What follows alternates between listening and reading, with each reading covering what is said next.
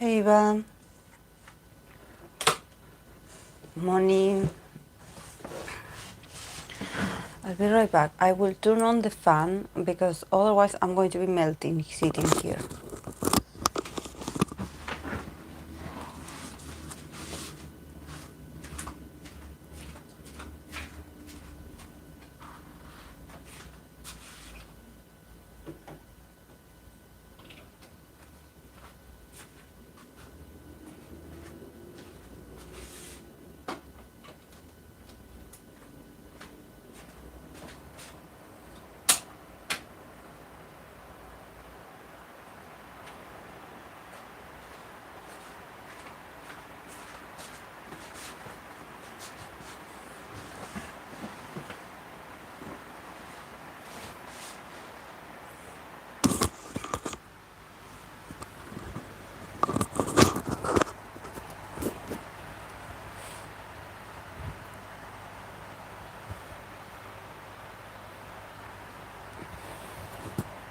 Hello Parvati, morning.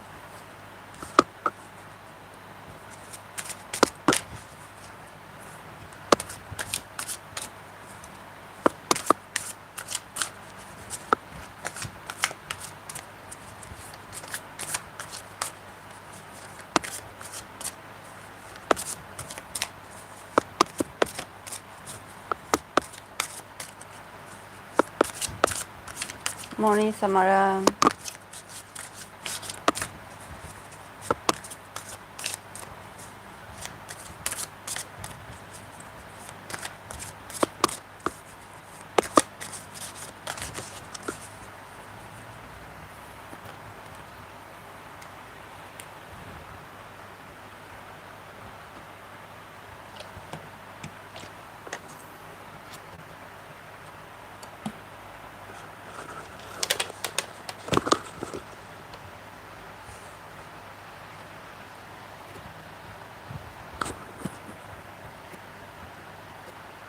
Hello Ana Julia.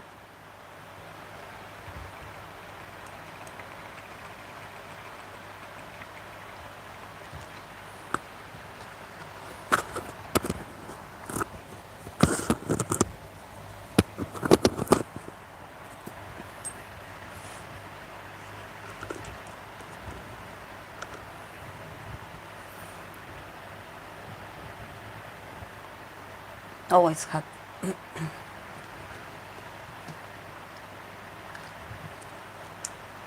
I was counting, guys, yesterday. It took me 6 minutes of effort to try to light up the incense stick. It took me 6 minutes and I didn't make it, but it was 6 minutes of my life.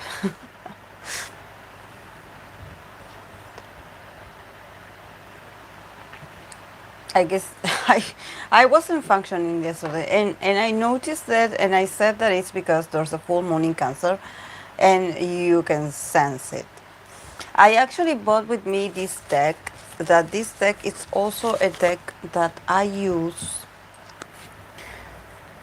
when there's like emotional situations, or a client has questions that has to do more with their not intellectual, emotional side, with things that they need to heal about themselves, relationship, and everything that has to do with feelings and going deep within ourselves to see the emotional side.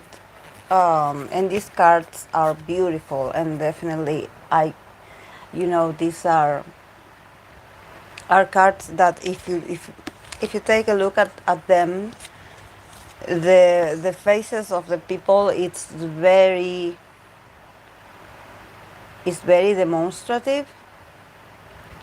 So this is the Two of Swords. So look at this, the Three of Wands.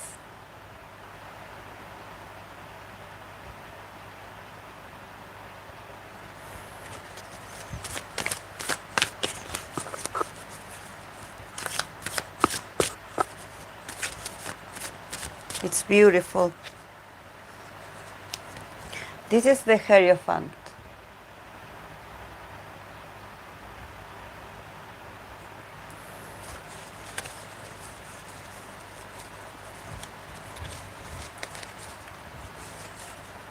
Hey, Mafi. This is the Queen of Cups. Definitely, it's a very emotional deck. I connect very well with it. Very well. Yes, it's very expressive. So, even though, yes, it has the typical meanings of tarot, but watching that image, it evokes certain things, like, like it's to go deeper, it's I don't know if it's a sort of like a deck that I would use for K-pop, because that sometimes um, we some things about K-pop are artificial, like they are superficial because it's meant to be like that. But I don't know, I was like, oh, maybe since the moon is in Cancer, we can touch a bit of, I would say, like sensitive subjects in the sense of asking very personal questions about idols, but probably, to somehow come up with some questions that we would like to get the tarot to answer about idols. So, or about your favorite, without being invasive. So, if you do have a question, make sure to form that question, to ask that question from a place of respect. Not to, dig so too much into their personal lives. But I think that it will be a very interesting dynamic for today.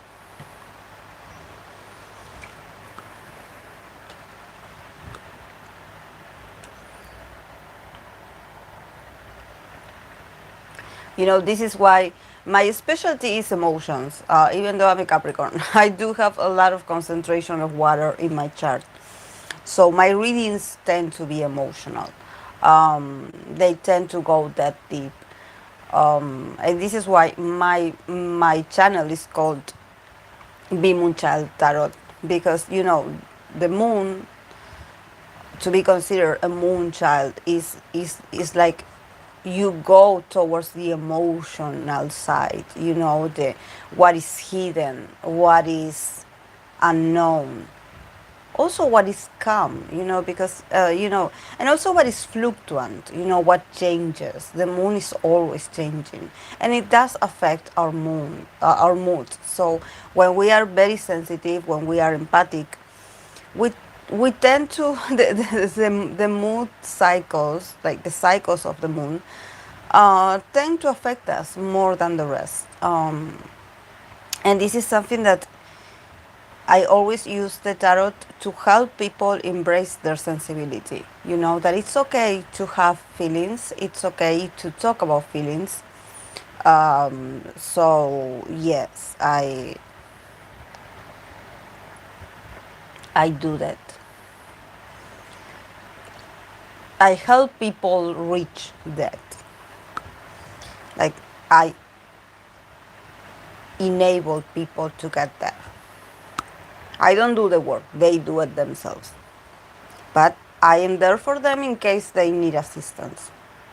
And the cards are also there for assistance. This is why I don't play with the tarot. I don't ask questions that I'm not ready to know. I'm always very serious about the tarot.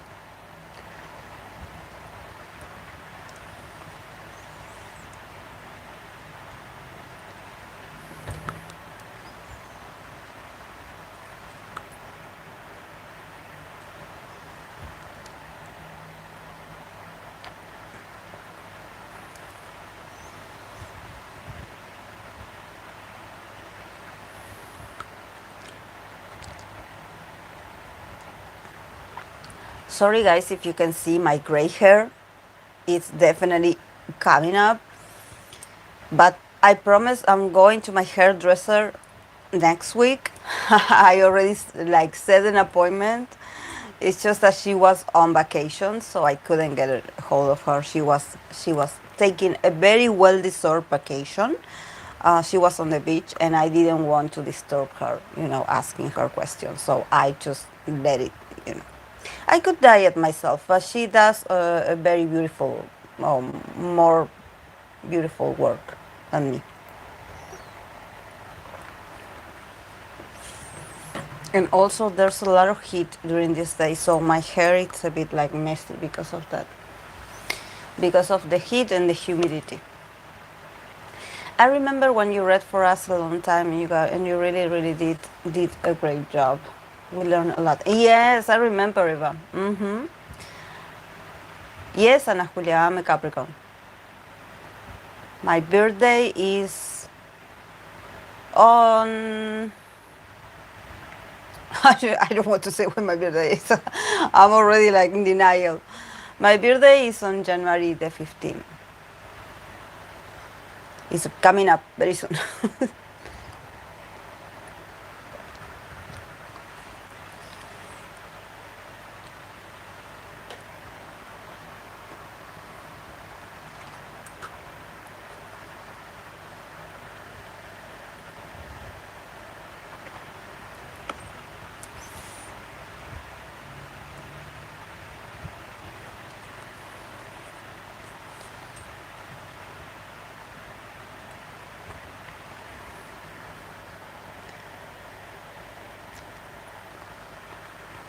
So how are you guys? How you been doing? What are your plans for this Saturday? I don't know, maybe where you are it's very cold, but here we are melting, guys, literally.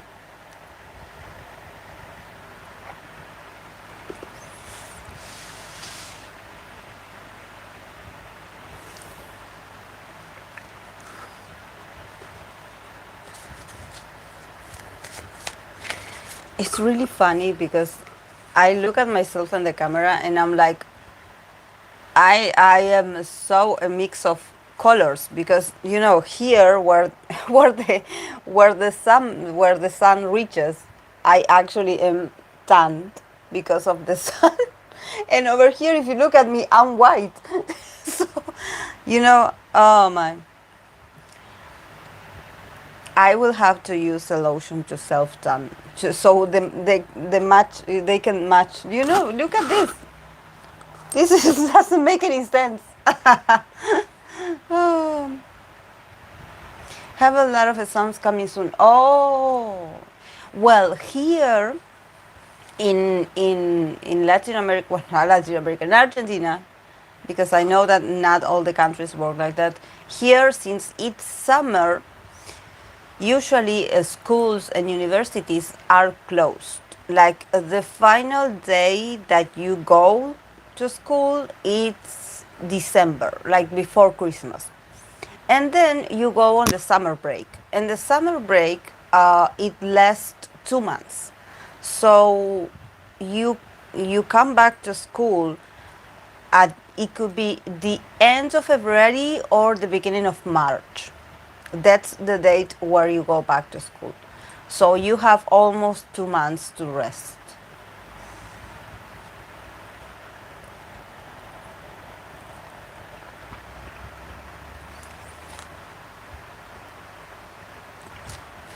It's different than other countries.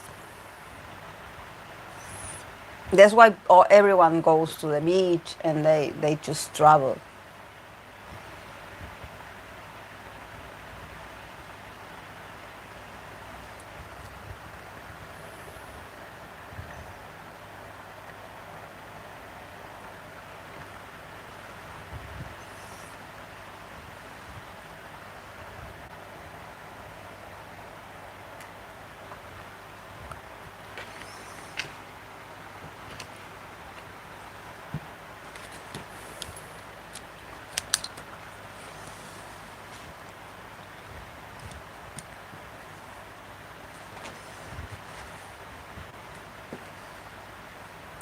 And I think I'm going to start reading for this new YG group.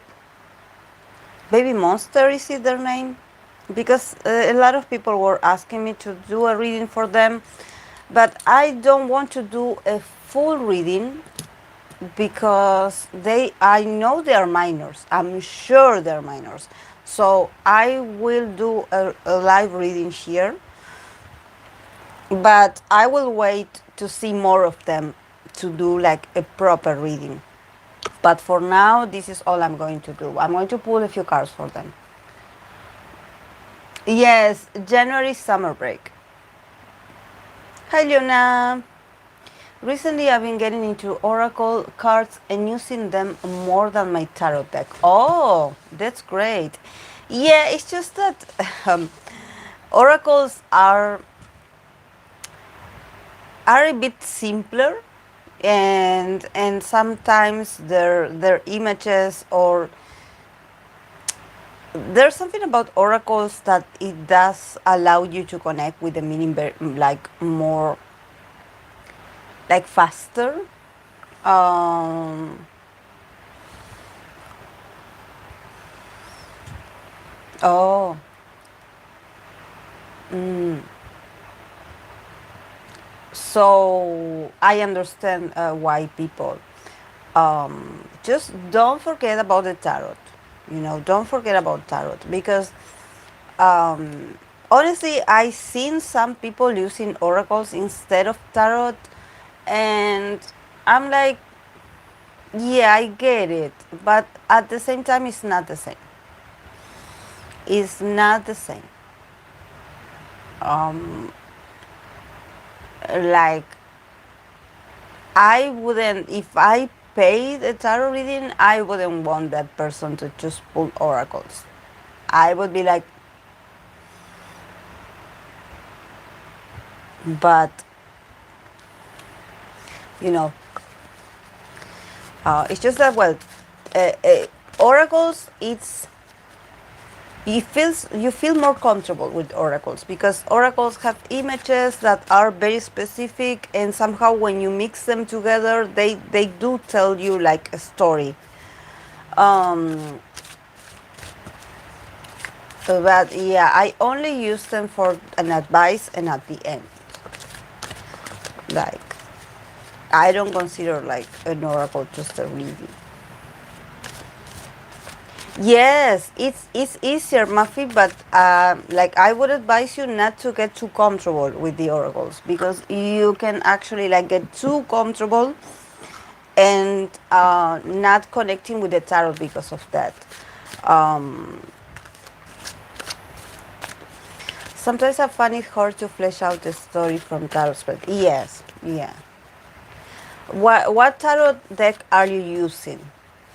Maybe the images are not like and this is actually very funny because people usually think that we have thousands of tarot decks. Oh, the Rider White. It's okay. But sometimes yes, it looks a bit like. For me, I have to have these, for example. These that are very like dramatic in the image to inspire me. That are complex because I tend to look at the details that are not that obvious. Um, but for example, I cannot work with. I had been given like as a gift tarot decks that have real people in them, like models, and I cannot read with those. I cannot read with real people on the image. I don't know why. I just feel as if I'm reading a magazine, a fashion magazine. It's so uncomfortable, and I don't use that deck. I just cannot connect. But yes, I was saying that we usually possess different kinds of decks because we are trying to find our deck. There's always that one deck that you can connect right away, right away. And there are others that you look at them and you're like, oh my, like, well, I learned to read with the Marseillaise, with the Marsella. So that those um, are just like wands, swords, pentacles, and cups. That's all. Um, it's not very graphic, but yes, I remember the first time I got a Rider White. I was like it took me a while to associate them, and then I learned that there were other like designs, but when I was younger, they weren't many actually. I usually connect with the weird tarots, with the tarots that are unusual or that have some kind of symbolism, some kind of weird symbolism, like weird scenarios, like those like do evoke my concentration.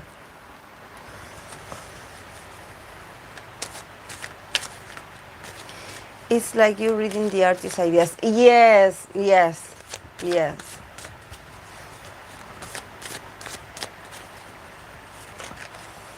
As a beginner, I thought it would be best to start with Rider White to learn tarot. Yeah, yes, yes.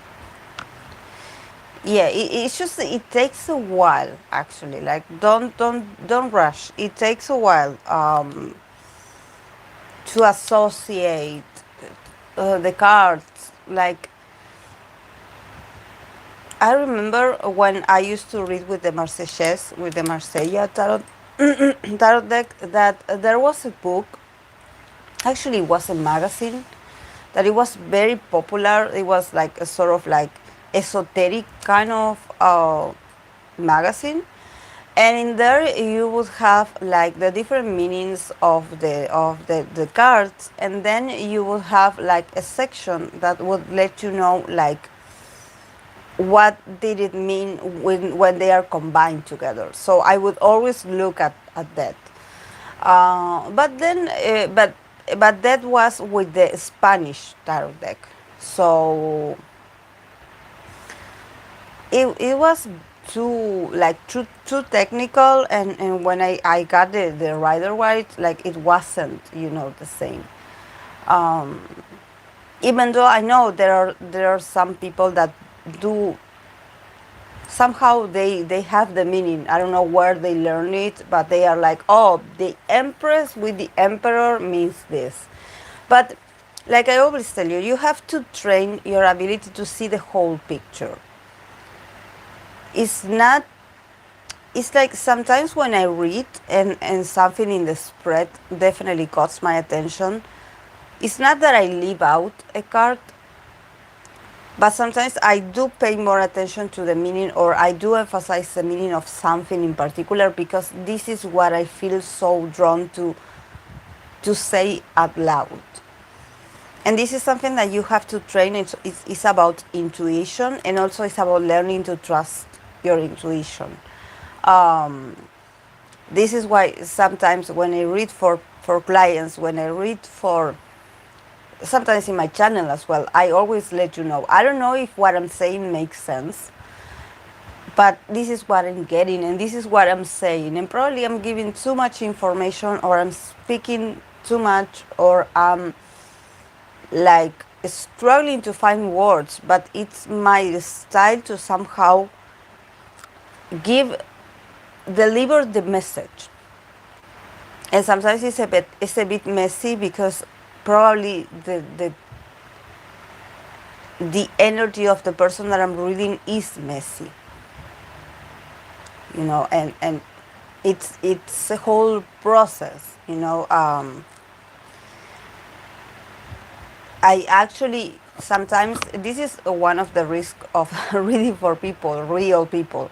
For example, I don't think an idol is going to come out to me and be like, "Oh, Vanessa, you're lying." I don't feel that way, but I had like clients somehow like being very unwilling to listen to what I have to say. Like if I said that, oh, it seems like you have an issue here to open up with your loved ones, they would always answer back. They would always be like, no, I don't feel like this. Oh no, it doesn't ring a bell. I don't think it's. They are so on the defensive that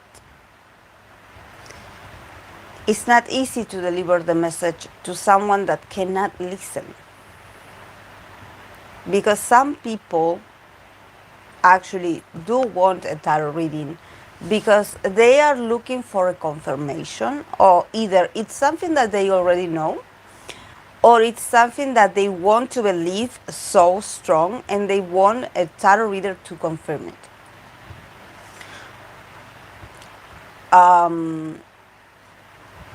So I do get a lot of narcissistic people. Not anymore, but I used to get very heavy on the energy, like actually being very like selfish, like like if you tell them that maybe it's their own doing that things are happening the way are happening and that they have to change a few things, they are like, no, I'm fine. The others are the problem, not me. So it's like in therapy. Therapy is something similar. It's just that in tarot, I don't know that person life. For example, I have people asking me general readings and I don't know much about them. I don't know anything. So probably what I see in the cards and what I describe is much of what they had been going through, because I need to know where they come from to see what they have available for the future. Somehow this is why I always, whenever I read, if you ask me to read for someone in particular, I need to see you as well. It's like I need to pull cards for that person, but I also need to see how you are involved in this. And obviously, sometimes there's a huge disbalance of interest in the person that is asking and the person that they are asking for. Because definitely you sense that that person is very emotionally invested. This is why they are asking to know someone's feelings, for example. And in the cards, you can definitely tell that they are a bit more willing to open up than the other person. Probably the other person is just absent, emotionally is absent, is not available.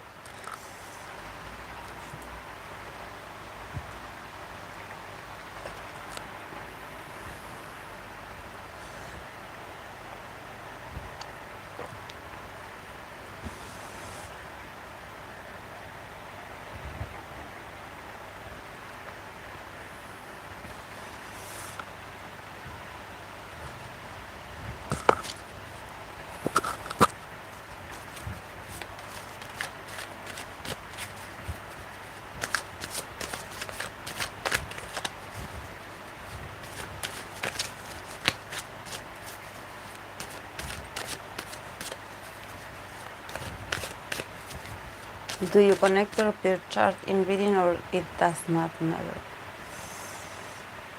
I try to connect with their birth date, not their birth chart, their birth date more. But if they ask me analysis on their birth chart as well, because I do have those as well, I can do like a mix of astrology with the tarot. That is what I do for idols. I use their birth charts if they're available, especially the sun, moon.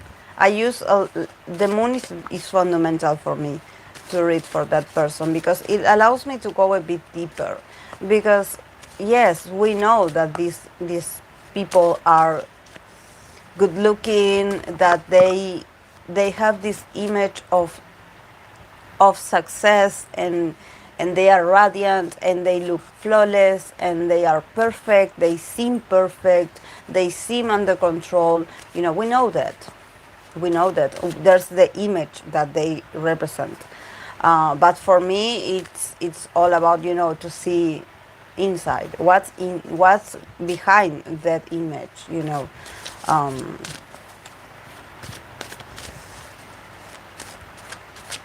but the cards will guide you there anyways, because the tarot it's a tool that goes deep. So this is why I always tell you guys, I don't pull cards for fun.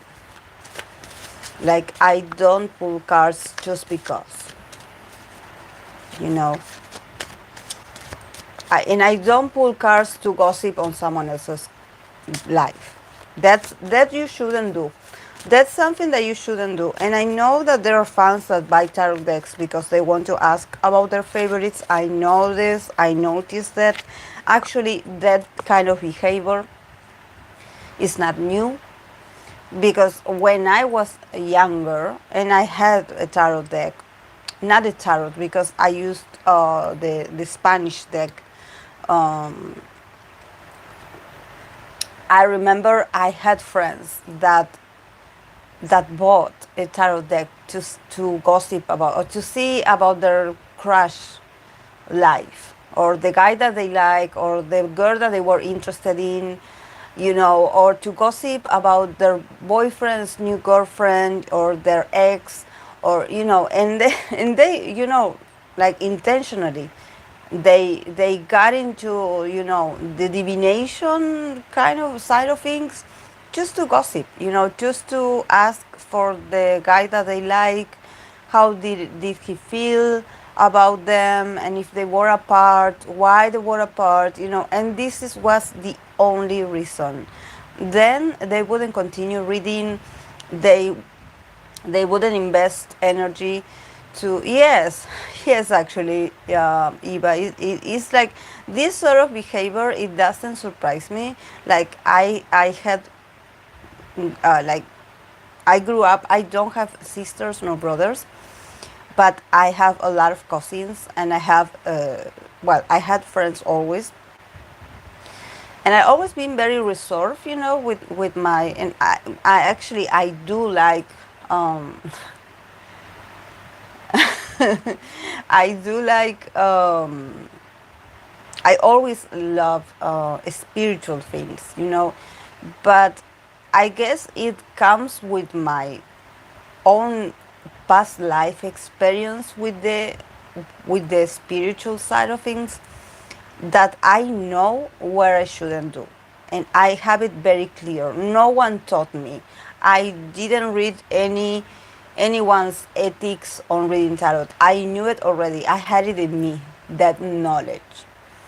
That there are some things that are, like I always tell you, that I'm going to, I don't know, I'm going to possibly, have a tattoo of that word. There are some things that are supposed to say and no. There are some things that are supposed to say and no. There are some things that are supposed to remain a mystery. You know, and we, the people that we are sensitive and that we feel attraction towards knowing or being covered in the unknown, we, as delivering of this message, we also have the responsibility that if we feel like it's not the right moment or the right person, do not, if you feel like that person must not know everything, just, you can hold the information. You can be selective and not telling them everything that they want to know, because you will have clients, you will have people that will just use you to get information about something, and they are not interested in working on themselves. They are not interested in getting to know themselves. They are not interested in taking responsibility about what's going on with their lives. So in that case, you should always like stay, set boundaries. Set boundaries in that sense. And in K-pop, it's the same, guys. Like, you know me, and you know how I work. I am very nice with people. I am respectful. I mean, you can go to every tarot reader available here on YouTube, TikTok, any kind of social media. I'm sure someone will deliver and do the reading that you want. But I feel very uncomfortable with people that are abusive and obsessive, in the sense that I will not read for shipping. I will not do shipping readings. I will not like contribute to that delulu behavior. I will not like read for future like spouses for K-pop, because I can sense the dense energy of some people in the audience, or people that do watch my videos, that they're just like stopping by in the comment section, just spam. Oh, I want to read it for this. They don't even say thank you. They don't even say hello. They just say like, oh, I'm reading about this, an update about this. I want to know about this. I want to know if they're going to meet their future spouse. How is their height, their weight, the hair color, the color of their eyes. I want to know when they're going to get married. And it's like, you are like an emotional vampire. You are abusive. Because, we tarot readers, we have the option to say, I don't feel comfortable doing this reading. So, guys, it's not easy.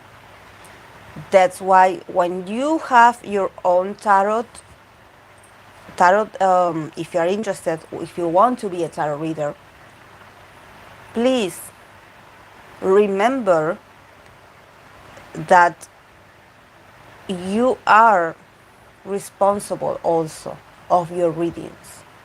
And not because someone gives you attention, because I had this on my life when I was younger as well. People finding out that I read cards. And I'm like, oh, I want you to read for me. Can you do a reading for me? I want to know about this so and so and so. And they don't even say thank you. So I learned with time that there are people that you can actually help with the tarot. There are people that you can help to open their eyes to certain situations. But there are others that just want, to see about someone else's life. Oh, how they're doing without me. What they're doing. And I'm like, of course I can ask. But it's a bit like illegal. like it's invasive, it's like, that's why when I talk about some idols, emotional bonds, and sometimes relationships that do come out on the reading, I do mention it because it's on the reading and maybe it's important for them. This is why it's on the spread. But I don't do it so people can be like, oh, he's dating, she's dating, because maybe they just like someone, or they are just,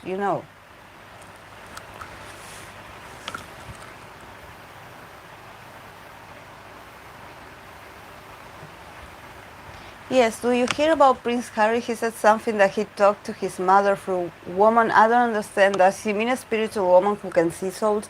Yeah, maybe a medium. Maybe a medium. Tarot reminds me of the 8th house things. Yes, exactly. They treat people like robots. Yeah, I find some of the questions in the video comments are pretty rude. Will ask so many questions about love from me. When I stopped the readings on love for celeb, no BTS ask anymore.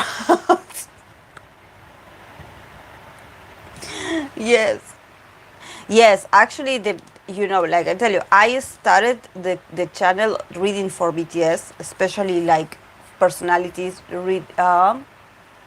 Beautiful Life, yes, I do. I do personal readings. And because I was an army, so the only thing that I knew back then was about BTS.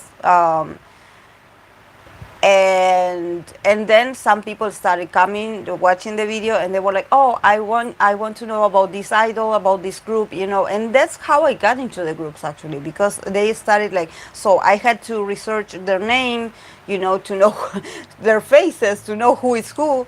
I remember, I think that it was my first reading for NCT 127 or NCT, that someone was asking me about Lucas or about Mark.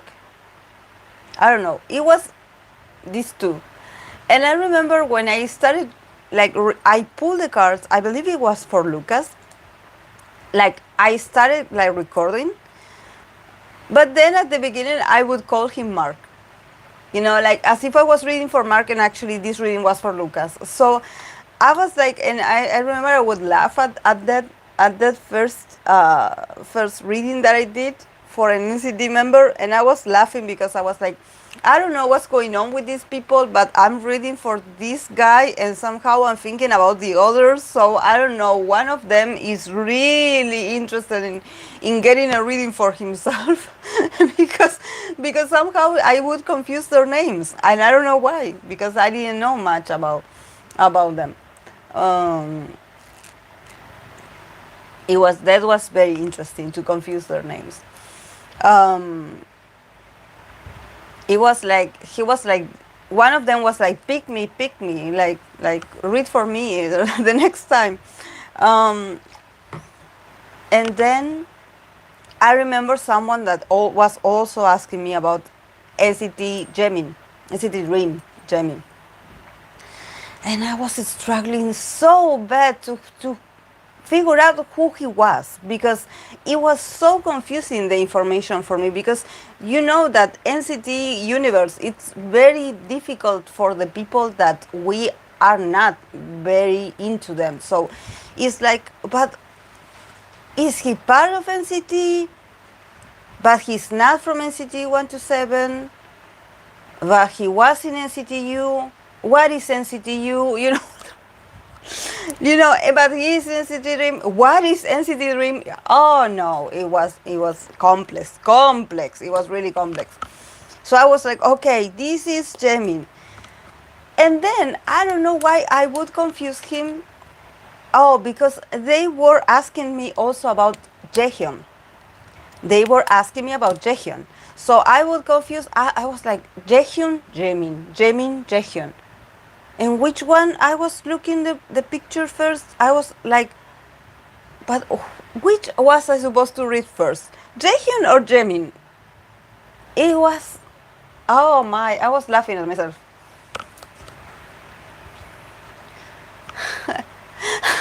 I don't blame you at all.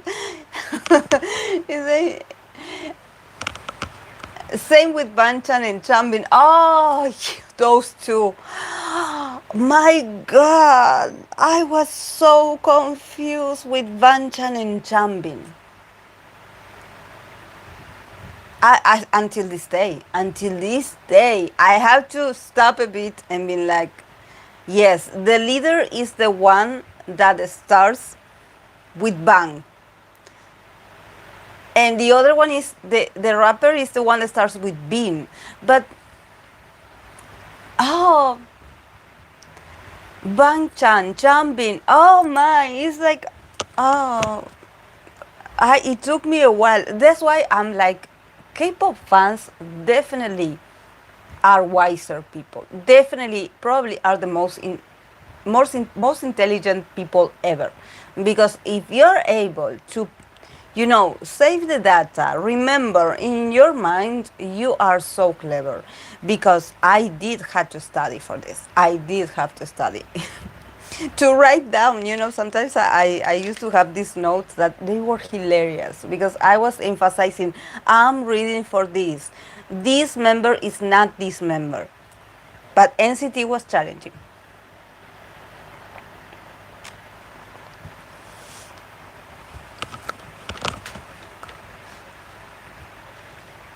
Beautiful life. I have on my videos, on the videos of my readings, I do have an email.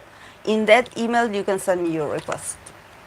Of course, know that personal readings are paid, they have a cost. Thank you for asking. I remember that because you said Mark has got really strong need to be talked about. Yes, Samara, that was that.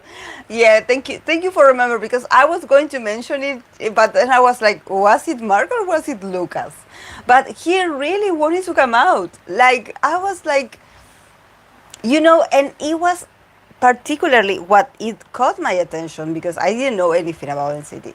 But it was like why this name would come out when I'm really concentrated. I know I was reading for Lucas. I remember his face.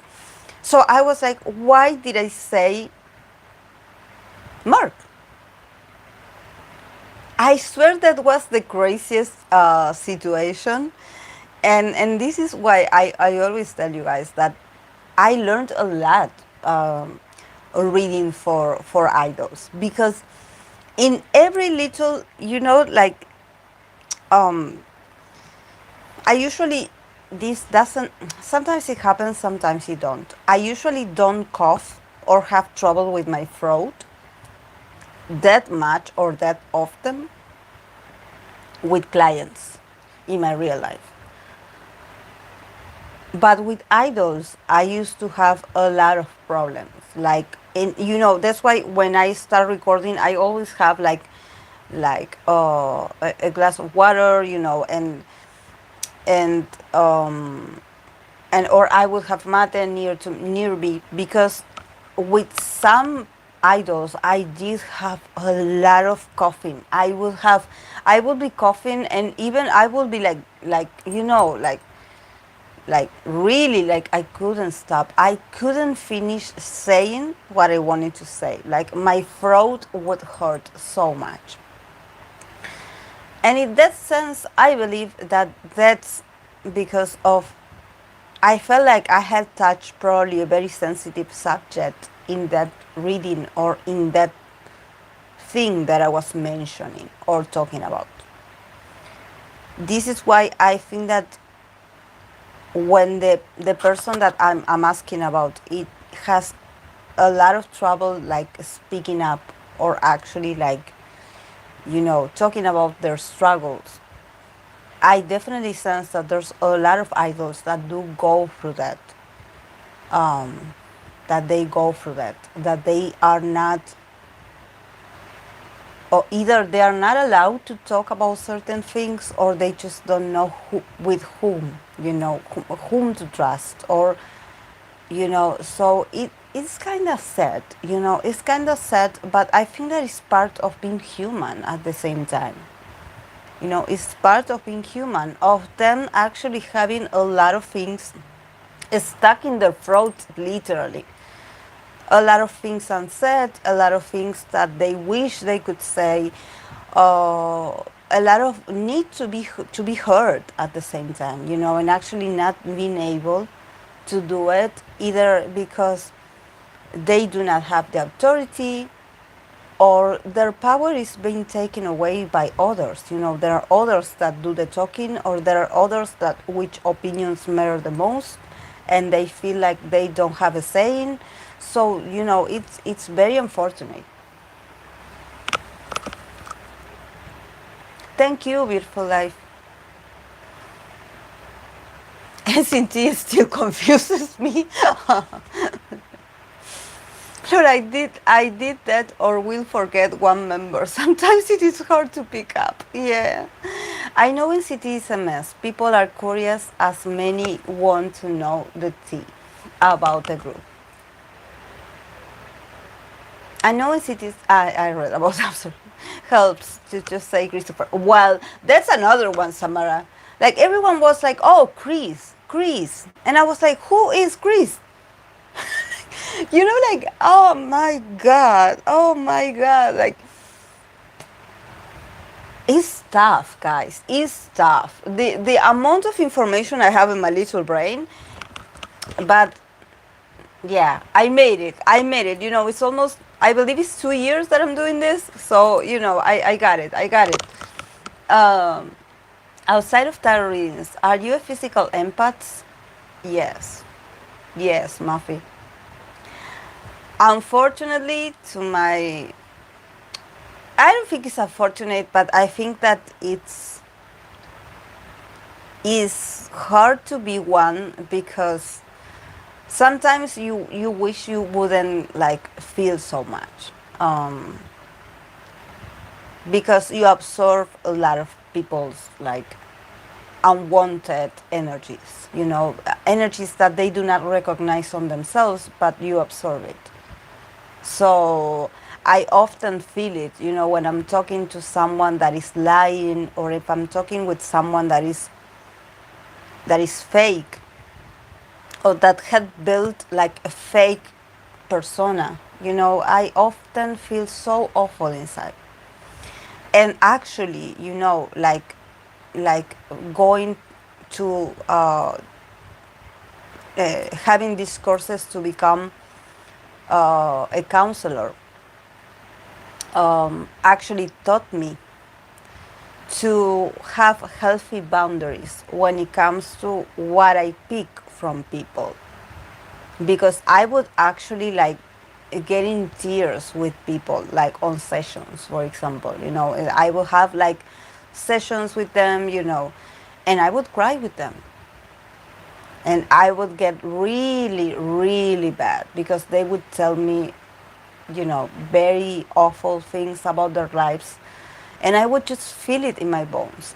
Maybe I didn't experience it in my life. I never experienced it, but I knew how it felt because I was connecting with the person that was telling me it.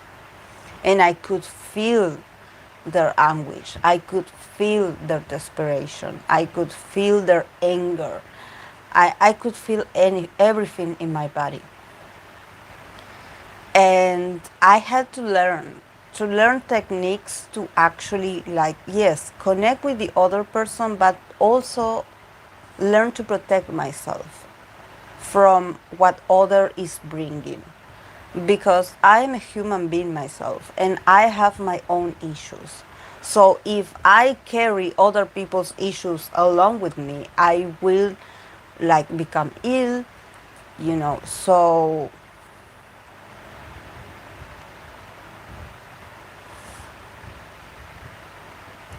it's not healthy. It's not healthy. And I had always been very sentimental. I had always been very, like, I guess I can say, like, I had always been happy, like, as a happy childhood and stuff. But somehow, even though I was very privileged in some aspects of my life, I could connect with people that went through a lot of misery. And that's how you know that you are an empath, because somehow you didn't go through it, but you can feel it. You can feel it. You can, like, I don't know, it's heavy. It's difficult to understand. But I think that the best way is to talk about it. I always felt like, for example, the adults in my life, when I was younger, when I was a child, I always felt the repression in my in the idols around me. A repression of emotions, like them always talking about money, always fighting, like my aunts being very envious of each other, like always like hiding something, and me as a moon in Scorpio, always like knowing that there was some family secret or there was some loyalties, there was some betrayal in there. And probably I never heard this story, but I would feel it. I would feel the tension in the room. Even though we were all sitting in the table during a family dinner, and I would be like, oh, this is so awful, the energy here. Because yes, everyone hated each other. So I was like, oh my God, I feel so uncomfortable here. So it's tough.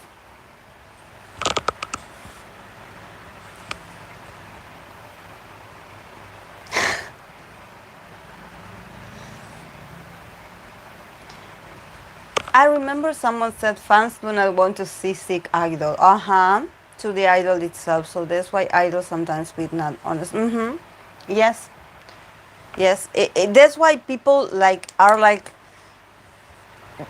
act like they are. I understand that they are angry when an idol is overworked and stuff. But at the same time, I'm content that they are acknowledging that this guy is sick and that he needs a break. I only need to know where he is and that he's not hidden in a dungeon. That's all I need to know. If he's been taken care of, if he is taking a time off to take care of himself, I'm happy. Because somehow you cannot imagine how many symptoms that person must have gone through to actually acknowledge, like, yeah, I don't think I feel well enough to perform. Because if the managers of these idols about health issues are so like picky, like the ones at work, the doctors that we have at work, that literally you have to faint, so they give you like a doctor's note so you can go home. Maybe for idols it's the same. Like, it really has to be real serious for you to not present yourself.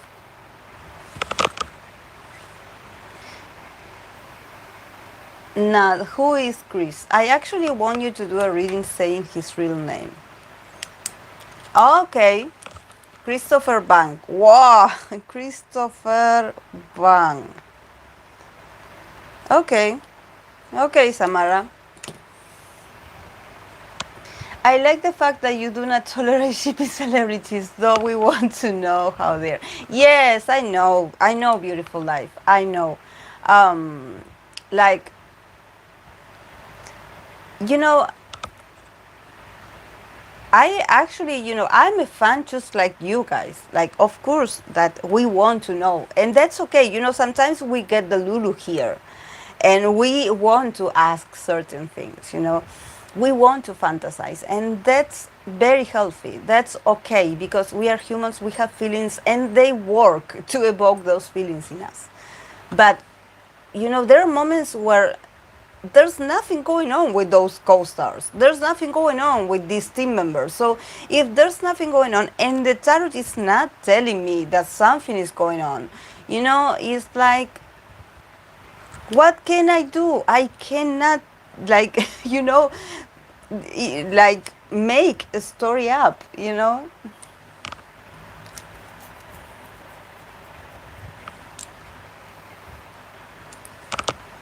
Can you share some techniques how to protect your energy field? Oh, Mafi, for me, the best way to protect my energy field is crystals.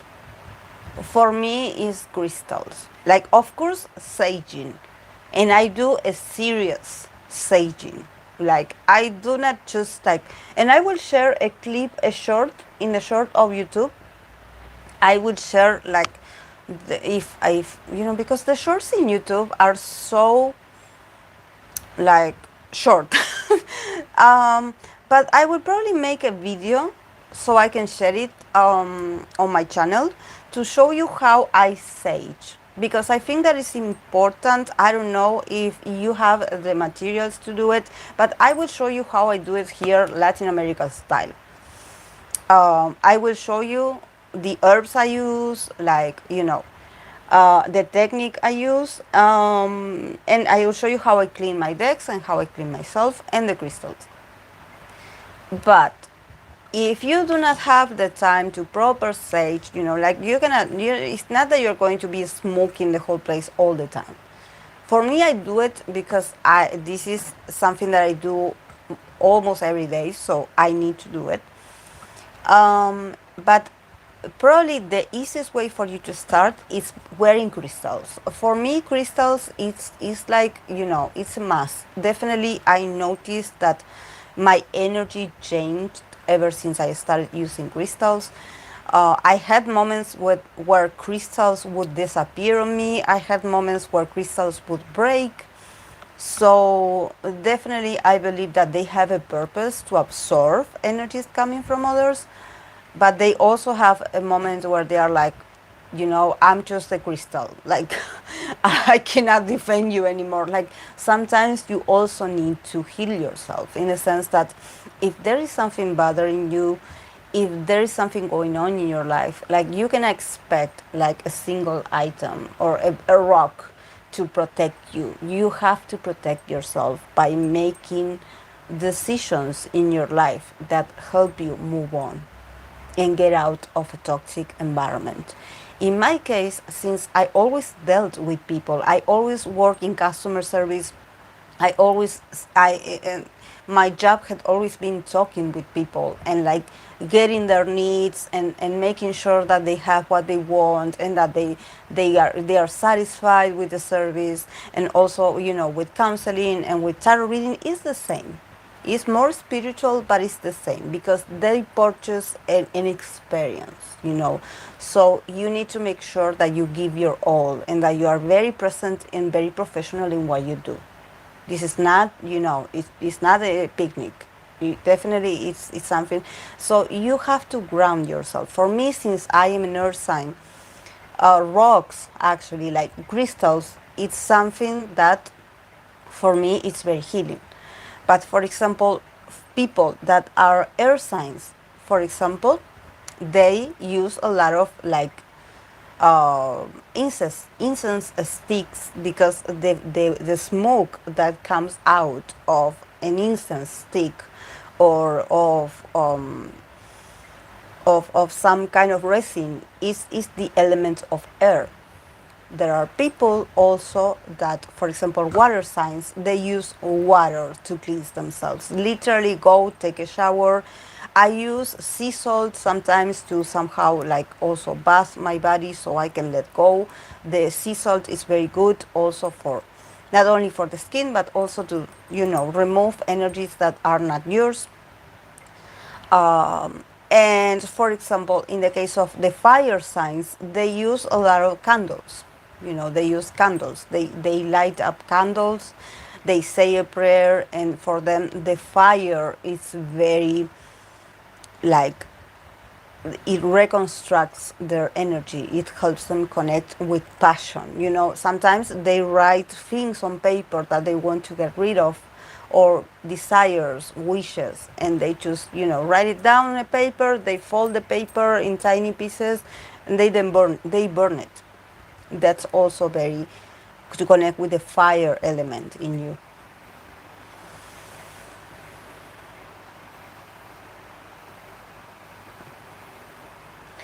Did you have this gift since young or influence from family? No, beautiful life. Actually, my mom was a Scorpio. She had that gift. I remember because she used to tell me some things that was going when I was fearful about, some things in my life. For example, like some test or something in school that I was like very worried if I was going to do well. She used to tell me like, "Oh, you're going to do fine." There was one day that she told me that that I shouldn't worry because my teacher wasn't going to show up, and I remember I was 8. And yes, that day I remember that my teacher was absent because she was sick. And I was like, how do you know? And she was like, I don't know. I just knew. I just knew. But she was always fearful of spirituality. She didn't like it. Like, for example, when I started reading cards, she was like, but why would you do that? Like, she wouldn't want for me to read cards for her. She was like, I don't want to know the future. She was very afraid of what the cards would have to say. And I think that, that's also probably, this is shadow work. There are some people that don't want to know their future. And it's not about the future, because like I said, I don't predict the future. But there are people that are not ready to face themselves. And the cards, the tarot, it forces you to face yourself. So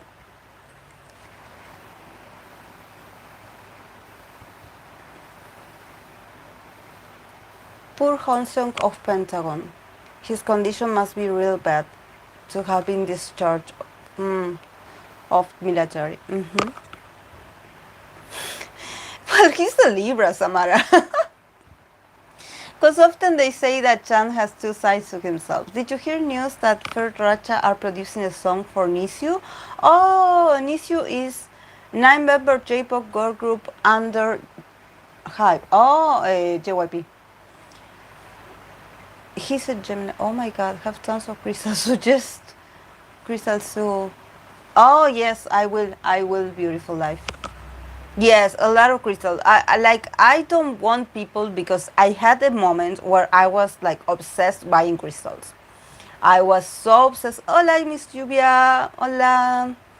I was so obsessed with buying crystals, because I was like, oh, when I was started learning, I also did something that is called crystal therapy. That is like when you heal people with crystals, especially their chakra. And I was like, oh, this new crystal is good for this, and the other is good for this, and the other is good for this, and I would get really fanatic, and I would want to buy all crystals, and then I wouldn't even pay attention, and I would always wear the same ones. So that's why, like, I advise you, choose one that you want to keep, like in a sort of necklace, or if you are uncomfortable with wearing a necklace, a ring or a wrist. On a wrist is the more practical, because you can use it, and it doesn't bother you. The ring is heavy, and the ring also sometimes in the neck it tangles, and for example, when I use necklaces, I get allergic to the iron of the, so I would get allergies here. It depends on the material, because I'm allergic to the cheap metal. Um, but if you just want a good crystal, maybe you can buy like the rough rock, of the crystal. For example, I don't know, a clear quartz or amethyst, just a small rock, and you have it with you. There's no need to buy all the crystals for each occasion.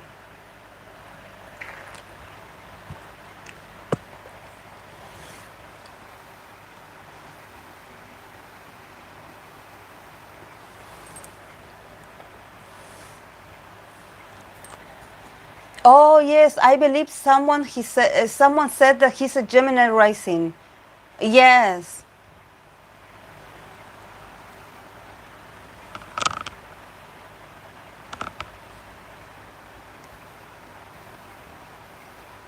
So we need to know our element of cleansing, which one to do. Yeah.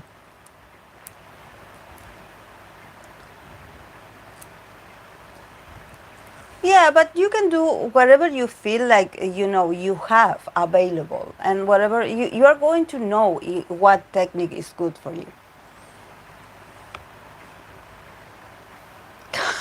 Oh, somewhere. Oh, me too. I bought so different kinds of crystals, and ended up always using the same ones. Yes, yes. I remember I was so obsessed with getting one that it was called Christa, Cristocola, something like that. It was beautiful, green, beautiful. Like, I think I wore it and it was made in a necklace. I think I wore it like twice. And then, I had the greatest idea to, because it wasn't like very well like attached to the metal. So it's as if I wanted to get rid of this, and I pulled this off. If it didn't have this like this here, and I would open it and pull the crystal out, and that's what I did with the green one. And I was like, oh, I have the, because it was the real, it was expensive because it was a real like a crystal, and it was expensive. So I was like, oh yeah, if I'm not really wearing it as a necklace, because I will use it like individually, and I would put it with the other crystals. And because I remove it from the chain, from the necklace, like eventually it fell on the floor and it broke in pieces, and I still have it broken in pieces. But I was like, you're a disaster, a disaster. My favorite, actually, my favorite, and this is something that I'm glad that I have it always in this format of just a stone. Because the first time I connected with this crystal, that this crystal is oh, now I cannot remember. Why cannot I remember this? The name of this crystal? Smoky quartz. Smoky quartz. Um, this smoky quartz, I actually bought a necklace version, that it was like this circle of metal that had all the like a zodiac wheel, and in the middle it had this a tiny round piece of this of a smoky quartz. And I remember I picked it because I felt attracted to it, and I didn't know that it was a smoky quartz. And actually, the person that was there in the shop, she didn't know what it was.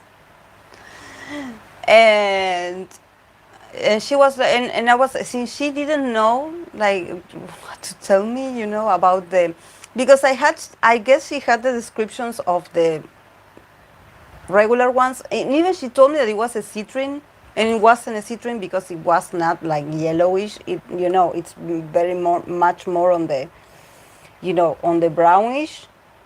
Um, so I was like, yeah, it doesn't matter. I want it.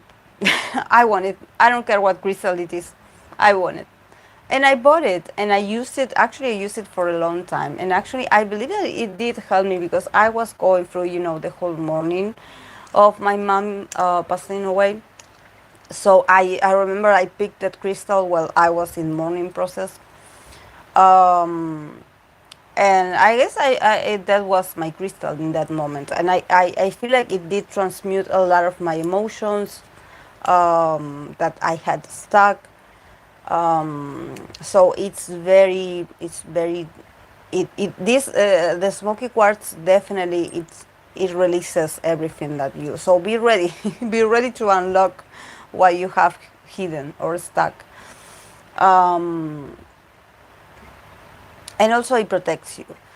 But I learned that it was a smoky quartz because back then I did a course on crystals. So my teacher, she was like, I was like, what stone is this? Is it a crystal, like a quartz, a crystal, um, a clear crystal, like a quartz, just a white quartz, but I mean, like, is it, maybe it's like dirty. That's why, I don't know. I was like, maybe it was brought up of the mountains and it was like dirty. And she was like, no, that's a smoky quartz. And that's how I learned, and that's when I bought this piece. And this is the one that I always, after I finish with the tarot deck.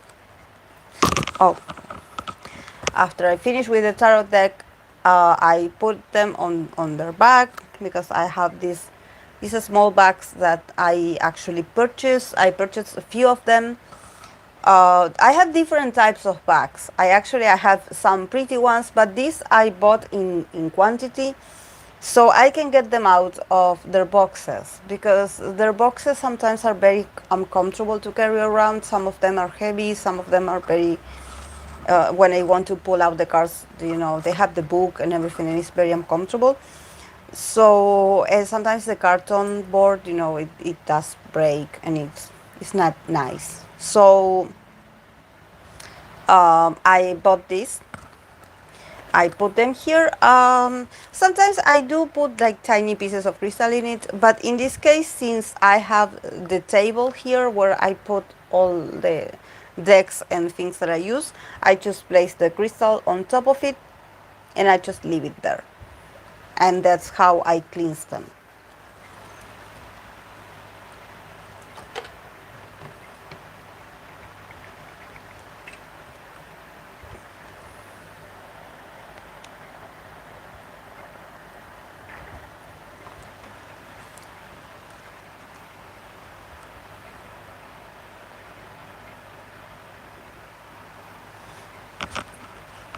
Recently, I really like selenite. Oh, selenite is beautiful.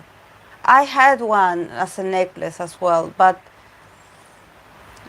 it got a bit like dirty, and I couldn't like, it didn't shine like it used to. I know that I was supposed to take better care of it, so I don't know, maybe I put it in a place where, next to the others.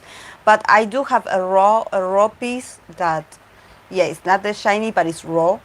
And that one, I have it always on my altar with things. Because it does protect you, especially when you are working with the spiritual things. I always use the selenite. It's also very good, but I don't recommend using selenite when you are in an environment that it's like materialistic, or when you are in that where there's like mundane things. For example, when I used to work at the shopping mall, at malls or at stores where it's about money, it's about transaction, it's about sales. So that's very mundane, when you touch a lot of money and stuff. So I would use the crystal that I would use when I am making sales or something like that. I would use pyrite. Pyrite is very good to increase sales if you are a salesperson.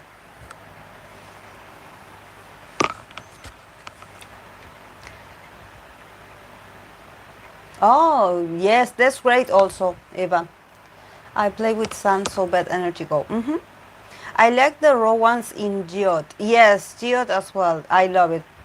Some polished. I do carry bracelets in my bag, but not wear them all the time. It's okay. If they're near you, it's okay.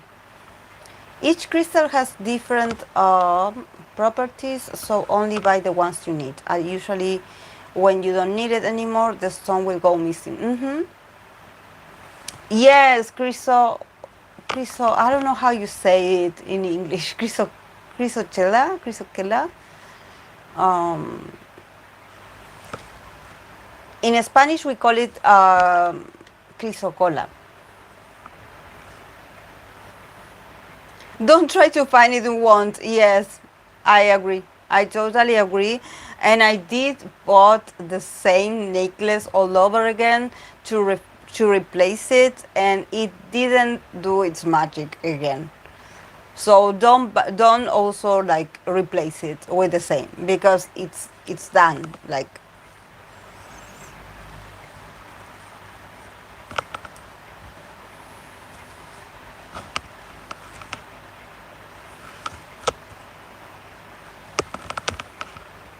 do you do anything special at the full moon? Oh, citrine. It's just that here in Argentina, they actually they sell a lot of fake citrine. They sell, I swear, I believe that probably in North America or on other sides of the world, you can actually find the real citrine. That is It's yellow, but it's also a bit greenish, kinda. In here, you know, people that buy that they like sell it as citrine, but it's not citrine. It's actually like they burn it. It's amethyst. It's points of amethyst, but they burn it in the ovens to make it look like orange. And they are like, oh, this, and they sell it as a citrine, and it's not citrine. It's not citrine. Do you do anything special at the full moon? No. I actually, you know, I do follow astrologers and people that are very into the phases of the moon. And no, I just sometimes I find out that there's like a full moon or a new moon when I look up at the sky and I'm like, oh, look. But I have a bad memory for that. For me, any day at any phase, for me, this is something that I can say it for me. I think that if you want to say a prayer, if you feel like you need to do some cleansing, if you feel like you want to spend some time and do some self-care, you know, like clean your stuff, there's something that has to come with you. You know, you don't have to wait like a specific day, hour, moment. You know, the only moment that I usually like, I don't do anything, like I try not to light a candle, nothing, is in eclipse, during eclipse. During eclipse, I don't do anything because I don't know. I heard from someone that I know that he's very much into the phases of the moon, you know, and stuff. That that it's a very sensitive moment. Like you shouldn't like do something, but it's not like he told me, and I was like, oh, okay, yeah, it makes sense. But for me, especially, I felt like a warning, you know, like you shouldn't do anything while there's an eclipse going on. And that came from me, like then I heard people talking about it, but I initially felt it like, no, I prefer not to do anything, just in case. I don't know.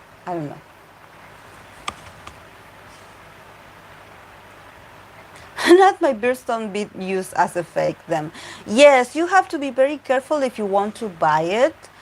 And um and this, you know, also my teacher that I had about crystals, she taught me, you know, some differences between because here they fake a lot of stones, because here in Argentina we have a region of the country that it's a mine that has like the most beautiful crystals, and of course like they are very expensive, but they are the real ones. And in Brazil, you also have, if you go to Brazil, you also have, you're going to find a lot of places of people like selling you, you know, a lot of crystals and a lot of jewelry and stuff. But actually, some of them are actually fake. And I did tell my godmother, because she went to Brazil and she came back with a bag full of full of crystals, and she was like, oh, you know, I need your advice because I want to sell them. You know, I want to sell. Look how much I got. You know, the salesperson. You know, the guy. You know, he gave me like a cheap price for all of this. You know, like a bag full of different stones. You know, and I was, oh, this is great. Okay, she was like, oh, I want to also like tell people, okay, like is this sort of stone, this stone, their qualities is this, and the characteristics are this. And I was like, pain, like I was going through all the rocks, and as she was like getting them out of the bag, I was like, oh my god, none of these stones are real. There were some that were even painted. There were some stones that were like fuchsia color, like violet. I was like, what is this? And oh, the moonstone, they also fake it here. They also fake it. It's made of glass. It's a painted glass. So you have to be careful. But I think that it only happens here, honestly, guys. I don't know. I don't know. I guess that if you feel like the the the stone feels too much like a a piece of glass, it probably is. As human beings, we are 70 water, which means 70% of water, which heightens emotions during full moon, where water typically rises. Stay away from crowds and temperamental places if you can. Self-care times. Yes.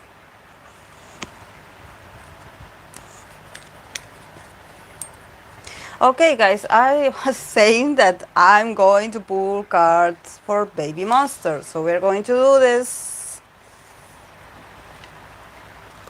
And then we're going to pull cards for Christopher Bank.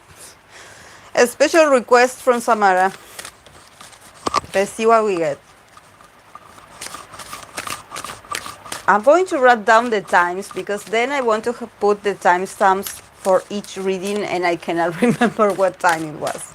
So people do not have to watch an hour of me ranting about some things. They just can go straight to the reading for their interest.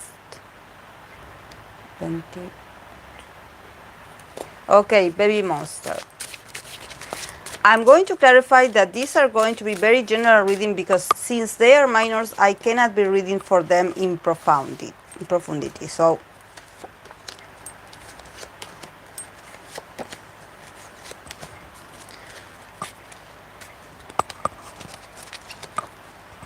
okay. They got the Ace of Pentacles, Justice. The Naked Lady, I will have to hide her. The Moon card. The World card, I'm sorry, the World card. The Hierophant. And the Emperor.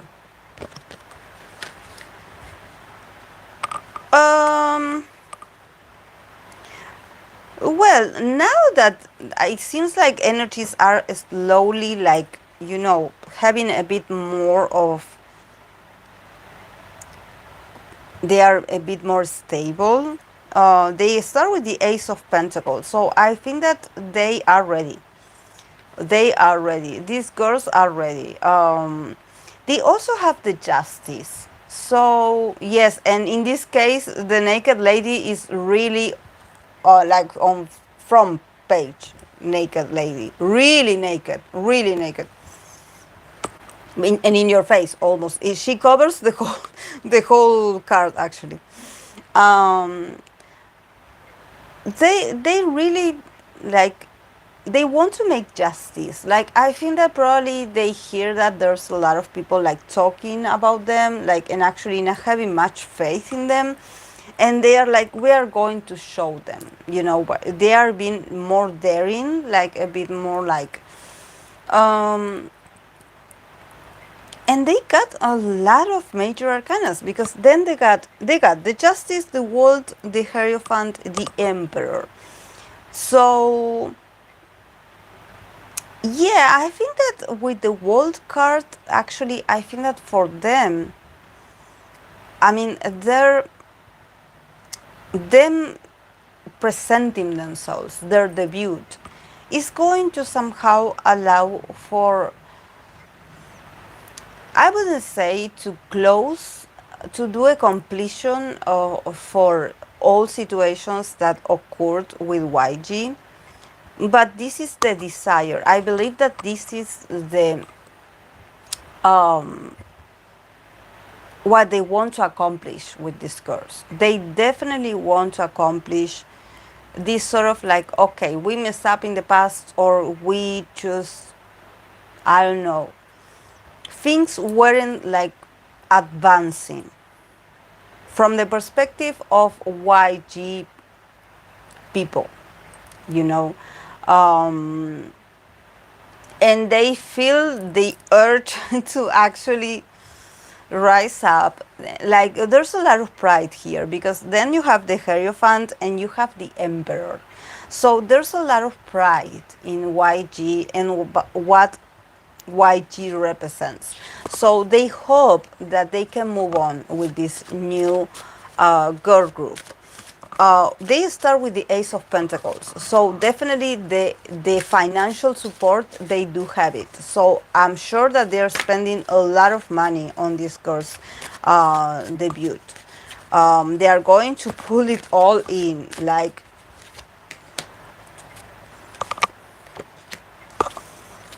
yeah. See, I clarified the world card, you know, about this need to move on, this need to close a cycle and start a new one. And they got the Eight of Cups. So again, the Eight of Cups, you know, not looking back, like look ahead, not like letting go of the past.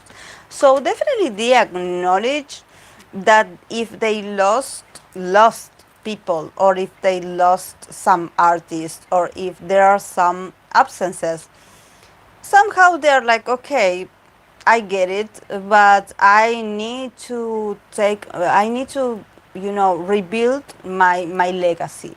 These people are very, I don't think it's about the group, honestly. I mean, the girls are going to do great. I'm going to give you that. Like, I cannot go very into the girls because they are minors, and this is why we get everything more from the marketing strategy and more from the perspective of the company.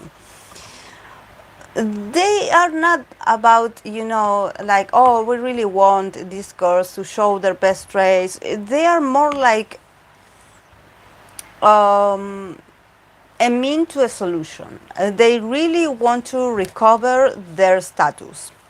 You know, they got the Hierophant and the Emperor, so they are like they are not going to let that company, like, you know, lose their status or their standard or their popularity or what they had been known for in the past.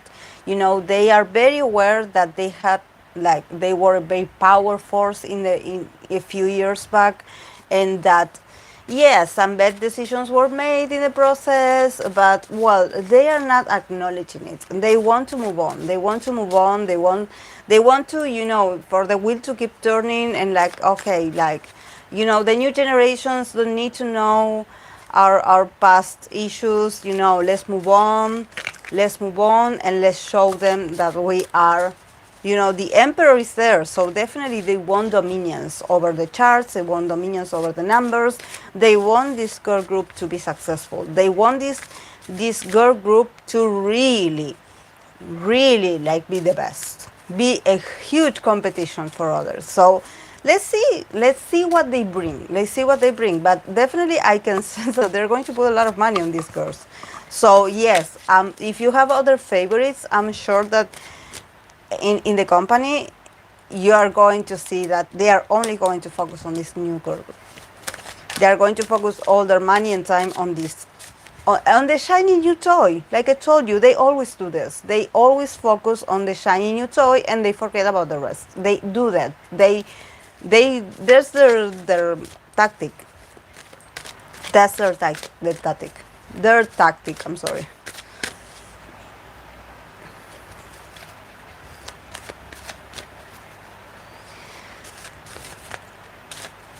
Not just like naked, really naked, and really like full, really.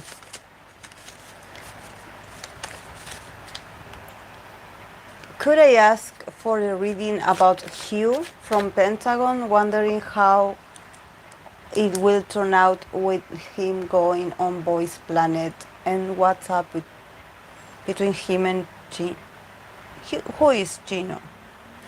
Okay, Mafi, I can pull some cards, but you have to choose a topic. Choose one, please. Be a bit more specific. Yeah, YG is gonna get absorbed. uh,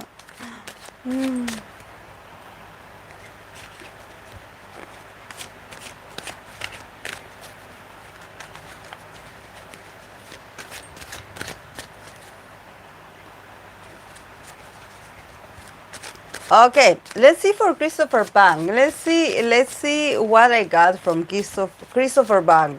With that name, if something comes out.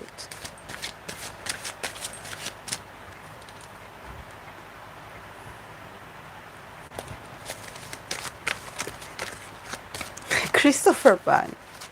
It sounds so strong. Okay, let's go for Christopher Bang.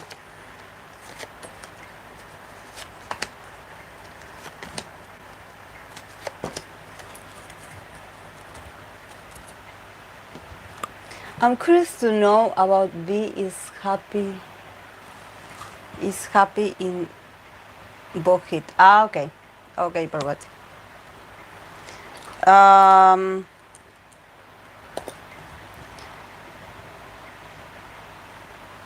Well, Christopher Bang, yes, he got the Ace of Swords, like the air element that he is always with the word. The words is, his representation card.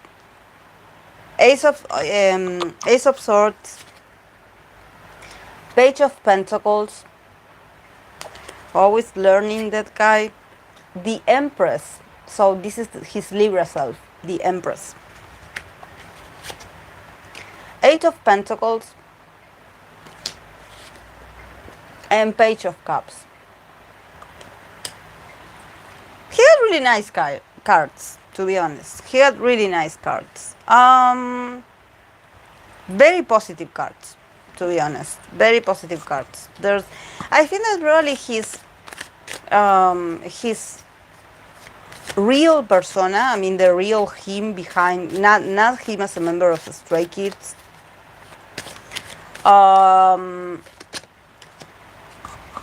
Yeah, and Two of Wands. Yeah, him as a person.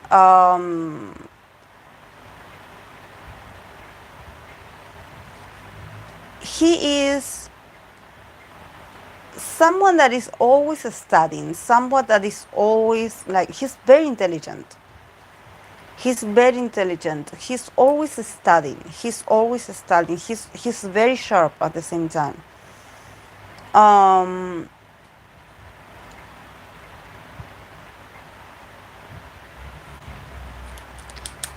Yeah, a bit, it's like sometimes he can exceed a bit, like in the sense that sometimes he uses too much words, so he confuses people. He's someone that he wants to sound smarter, or he wants to sound like he's someone well prepared. So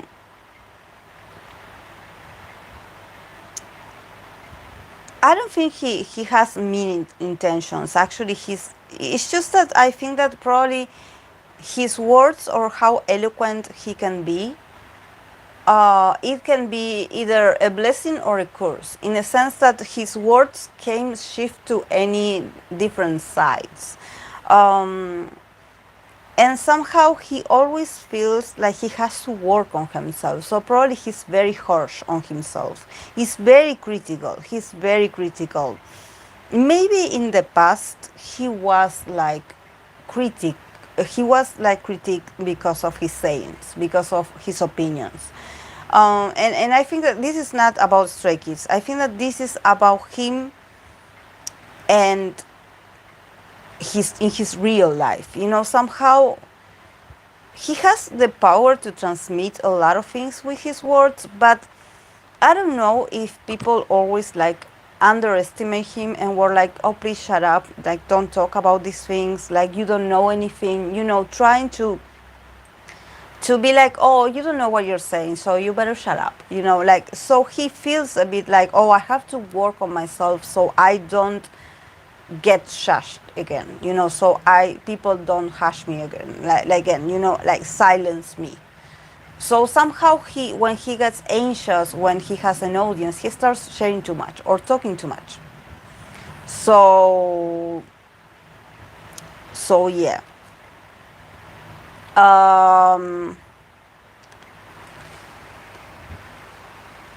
I don't do shipping readings. I'm not going to clarify this again. I don't do shipping readings, so stop asking. Um, but then in the middle, he got the Empress. So definitely, he's a guy that not only because of his looks and because he works in the industry where looks matter, but he has charm. He's someone that is very abundant. He has the possibility to expand himself, to be wiser, to learn from his past mistakes and to somehow to be better. And actually he is his biggest critic because he has the Eight of Pentacles. So see the Page of Pentacles, the Eight of Pentacles. He definitely wants to be better. He knows he's lacking. And I don't know why. I feel like he feels like he's not intelligent. I don't know. I don't know about him. Um, or actually that people only like recognize him because of his image or because of his, I don't know, physical attributes. It's like I'm much more than my physical, my physique or my image or my beauty. Like I can be more. And he always works to be better. And he loves people. He's a people's person. He can be a people pleaser. This is very Libra as well. He got the Page of Cups.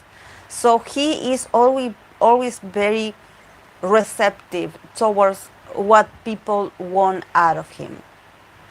And he also has the Two of Wands. So he can like um it's like he's trying to find himself. He is still, he's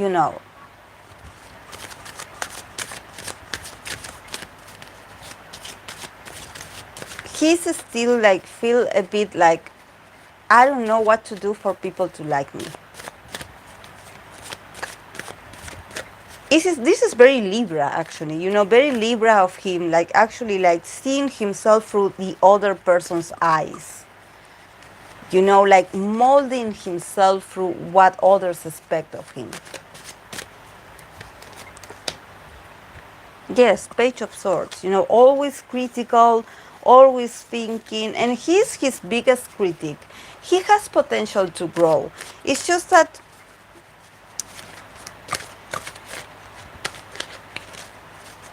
he needs a bit of independence. He needs a bit of independence because the public will never give him the acceptance that he's looking for.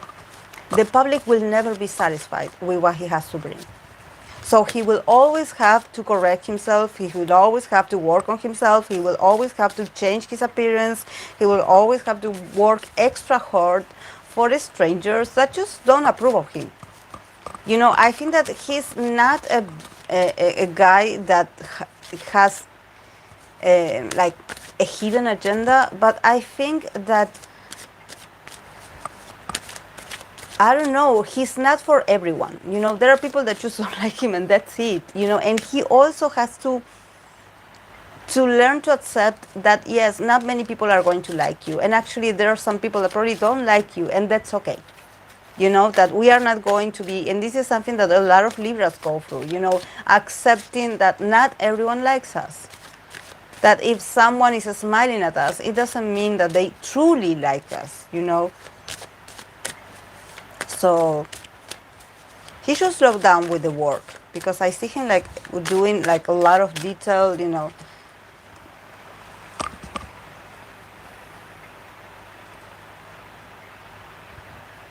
But that's what he promotes. Yeah, because he's in the industry that then people praise her.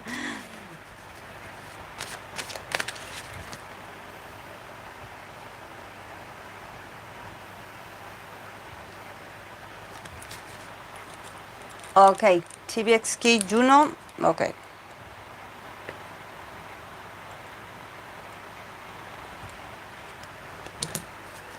Okay. I'm going to read for B since Parvati. Oh, yes, I did. I did, Leona. I was laughing so hard at that. I'm going to read for B, BTS V, that Parvati wants to know if he is happy with Big Hit, if he is happy with being in Big Hit, or you mean in Hive? Because yeah, Big Hit and Hive is the same. Yeah. How does he feel with being present, like at the moment, with the company?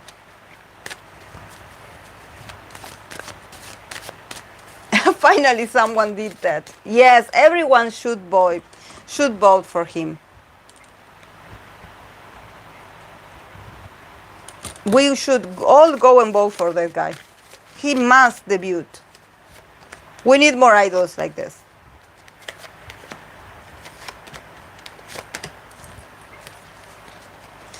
Oh, my Taeyang, always so fiery. Always so fiery. I love to see fiery cards for him. This is so Moon in Aries. Okay. Taeyeon, BTS V, he got 8 of Wands.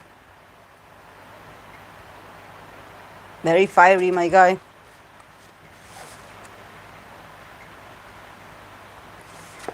Fairy Stallion. Ah, this is like the other form of the Chariot. The Chariot. Fortune Fairy, that is like the Wheel of Fortune. Queen of Wands. And 10 of Cups. So, I feel like V is actually comfortable as long as you let him do what he wants. Like, in a sense that, you know, he's like this person in here. Like the first card, the 8 of Wands. He's like, you better act fast and give me an answer fast because I have some requests to do and you better give me what I want. So he's very assertive in this test. You know, as long as you don't get in his plans and in his ways, because definitely he has like a whole plan of what he wants to do. So he's like, okay, like we are okay, like we are buddies, as long as you give me what I requested. Like I don't want to be put on hold. I don't want to wait. I just want to keep moving. I want to keep moving, and I have plenty ideas, and I want to do them. And you better like do not put me on hold. You better. Actually, he's feeling good because a lot of things that he wants, he's getting. Like and he's like making a lot of progress. You know, actually, he's feeling like a much more free than what he used to. He's feeling like a bit more comfortable. Like, oh yeah, like probably he needed some time off. You know, some this for them to do these individual moments. You know, he's like, wow, I'm feeling so free. Like he really feels very happy, very happy. I don't think it's about the company. I think that it's about the situation himself. You know, he finally is like concentrated on himself, and he loves it. He loves it. He's hanging out with people that he loves. Probably there's a lot of new people in the building that he really likes. Like I definitely sense him being very open, and like he's actually someone that he's very social. I think that he knows everyone in that building, and he forms relationships and friendships with everyone. Yes. Yes. Oh, really, Parvati?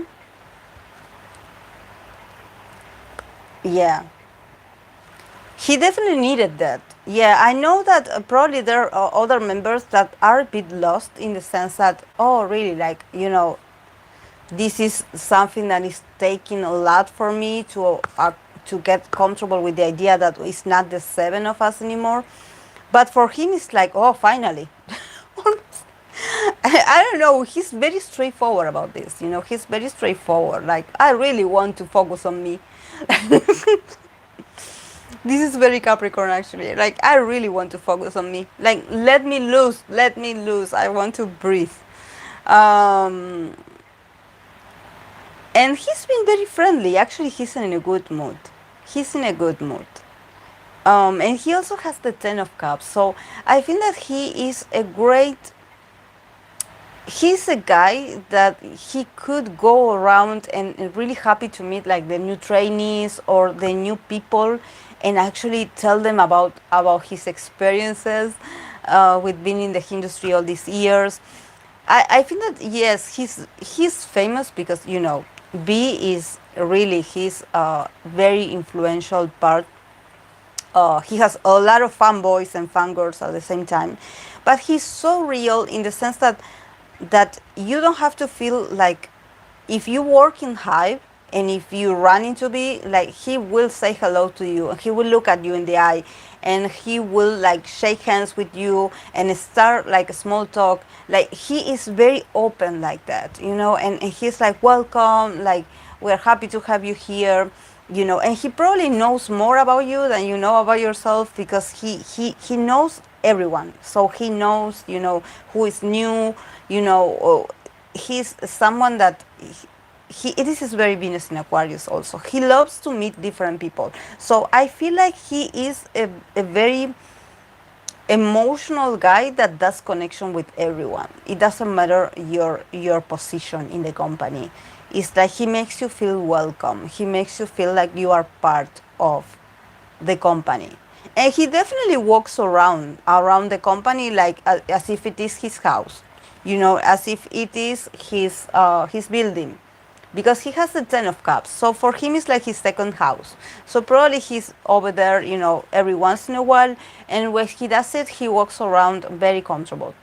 You know, also so don't be surprised if you see him, like in the sense that I think that not all the BTS members are like this. Probably some of them are a bit more recluded, you know, a bit more like shy or a bit more uh, like, you know, like going like very fast entering a room and getting out of the room and going home. And for him it's like, no, I want to look around, like I want to go say hi to the people over there, to the people over there. I want to see, I want to explore, you know. He's like, hi, hi, hi, you know. So it's really nice. I love this, I love this.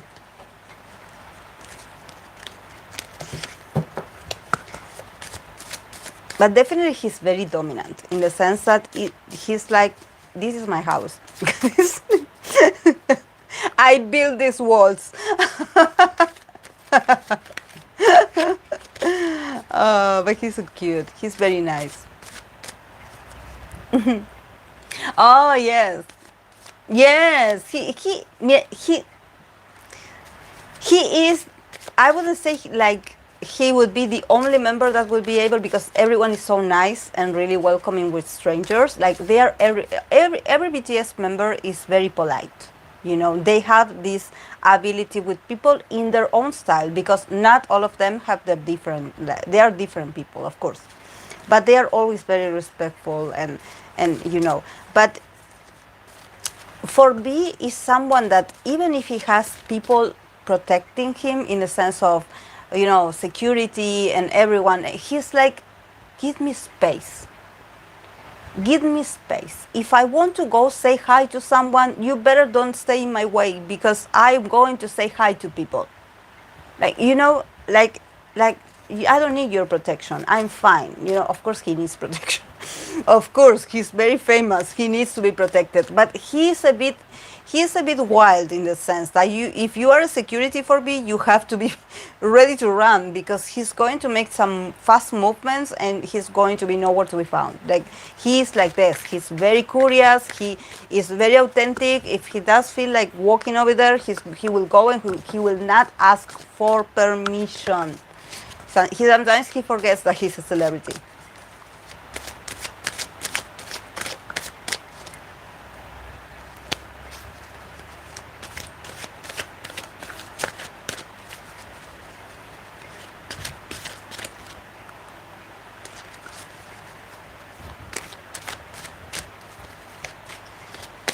Okay, I'm going to pull some cards for TVXQ. You know.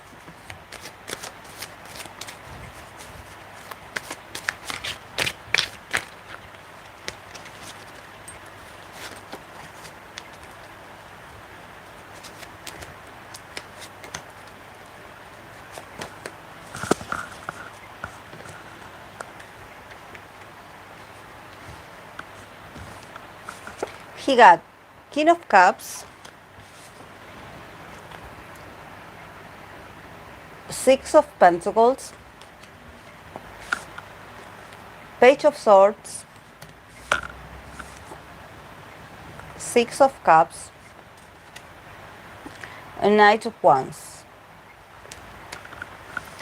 So, yeah, I think that 2023 actually he started the year actually feeling like very emotional, in the sense that probably he's helping other people, like creating something and finishing a project. He's like a sort of like mentor. And he does have like an emotional attachment. He feels like a father for these people.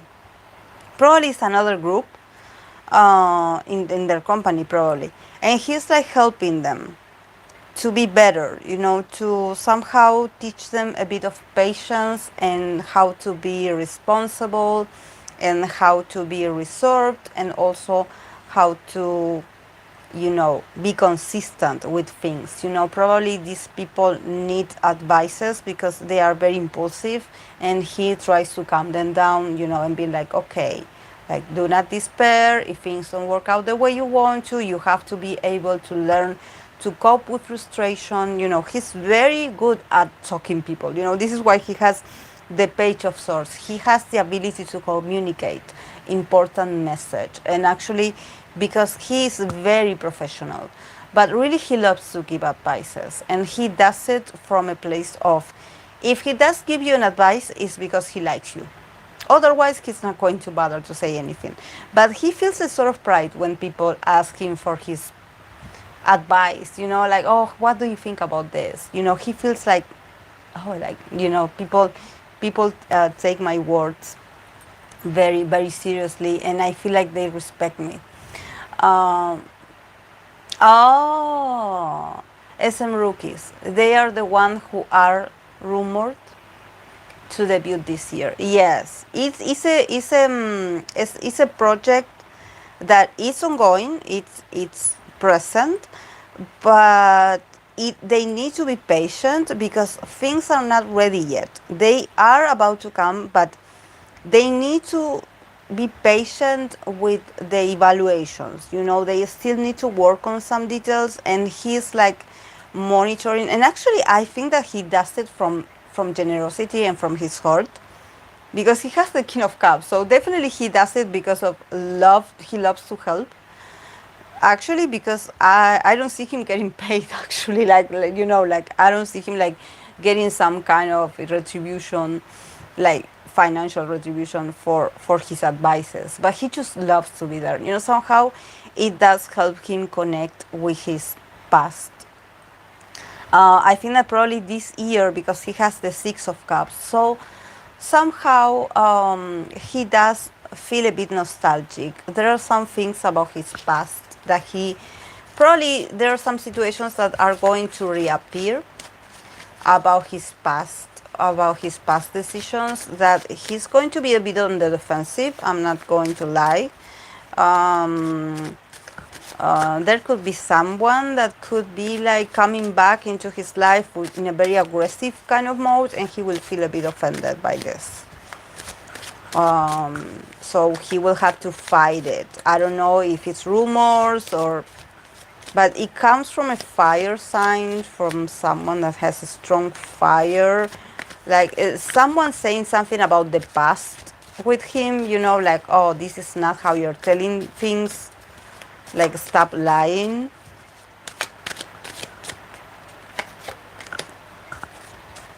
Yeah, free of pentacles. Yeah, it has to do with work ethics. Like probably accusing him of not being so ethical about his work. That actually he is where he is because of others. others help, and he will definitely feel triggered by this. This is not something that, but it's all a learning experience, you know. The temperance, yes, definitely. He shouldn't get triggered because it's part of, he has to learn to be calm and just like learn, let things flow and unfold, you know, that you know that these things, these people can come around every once in a while, but they are no longer part of his present nor his future. So he shouldn't engage, you know, he shouldn't engage because actually these situations, especially for artists that are so consolidated and that are so known, you know, um, it shouldn't, like, you know, obstruct what he has like built for so long,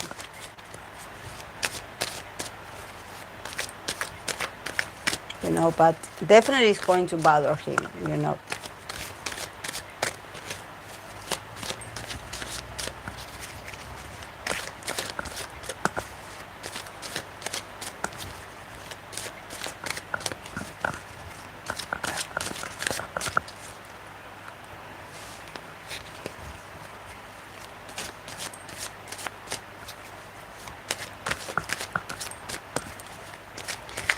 Okay, guys, I'm going to go because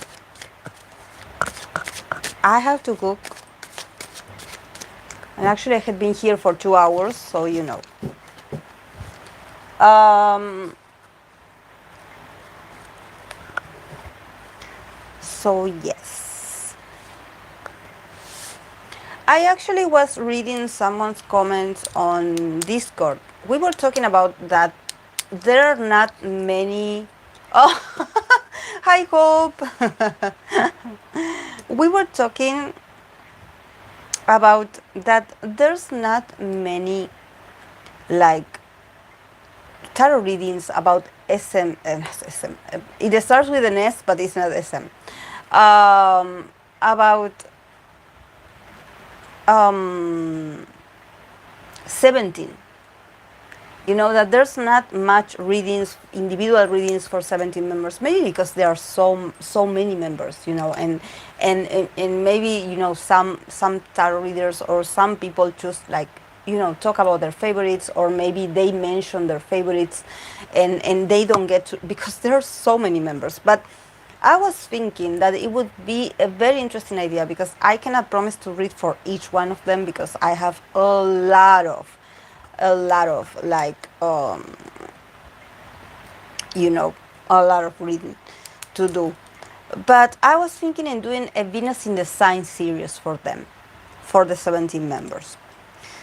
And I was thinking that it would be nice because I could keep it, you know, I could keep it on the playlist, and the fans could, if you want to, you can watch it, you know, whenever you want. So we can pay tribute also to 17, because 17 is a very successful group, and they yes, they really deserve the place, you know. And if I was able to read for the 11 members of The Voice, I can read for 17 members, you know. So I was thinking in doing it, but I also would like to do it in a maybe, you know, that I always get interrupted because here is it's lunchtime, so you know I have to get ready. I have to go cook and clean and everything. So I was thinking, how about tomorrow I connect, you know, at 1 p.m. my time, after I'm done having lunch, and we can do this for 17. So, so yes, I was planning on doing this tomorrow. So you know we can, like, pay tribute to these guys, because definitely they have fans, and I like them, like, you know, and I think that it would be good to just leave it there for people that are fans, and that they want to know, they love astrology, or they have their own points of view. I want to give something back to 17 fandoms as well. um, it would be nice to hear about Hue of Pentagon. Okay. I'm going to pull a few cards, free cards for him. Okay, Mafi? Before I go, free cards for Hugh.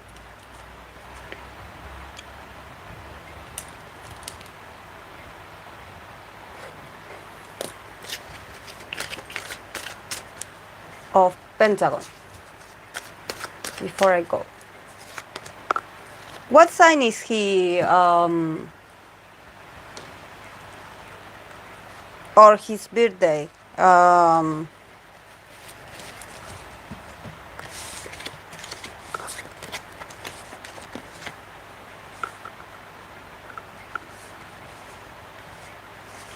He got the Queen of Cups, Two of Swords, the Emperor.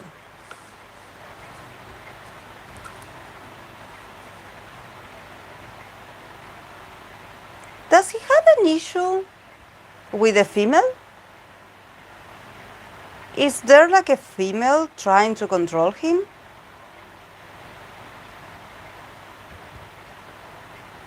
A mother or a boss? I sense like emotional manipulation.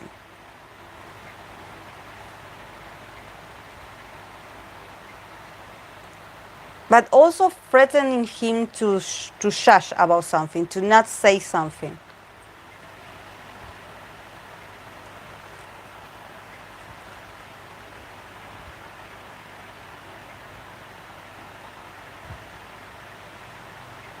Oh, really, Parvati?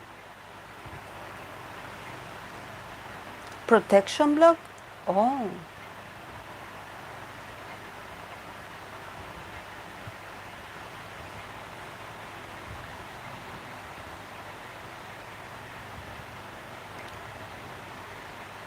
He's been asked to stay silent about something. There's a lot of manipulation here. There's a lot of manipulation. It's a mix of like you better stay quiet, like you better stay neutral. There's this sense of him not forming an opinion about something, you know, like you better do not say anything because it's no good for you. And there's a female involved, older female, you know, like a sense of. But he also, the last card he got is the Emperor. So definitely he's going to do what's best for him. There's a sense that he's going to be all right because despite of him being feeling a bit restricted, and also there's a lot of manipulation, but it's not like attacking him like a straightforward, you know, with a straightforward action. It's more like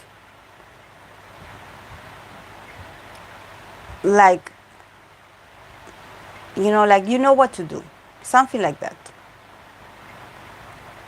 But he got the Emperor, so at the end he's going to do what he wants. Actually, he's going to do what he wants. He feels very protective over something.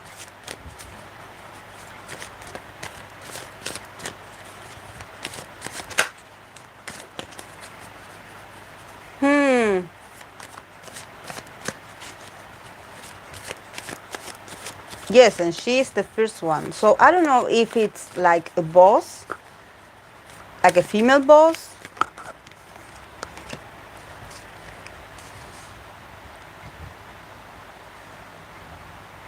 Yeah, I think that he needs to stay silent about something. I think that even though he has a lot of pride, I sense that he really is. He could be impulsive if he wanted to, but he got the Four of Swords as clarification, so he better rest. You know, like rest, stay neutral, like quiet down your thoughts, your ideas, or any opinion that you have. Just, it's better. It's not the time. It's not the time for action. This is not about pride. This is not about egos. This is why I think that this is also a very mainly situation.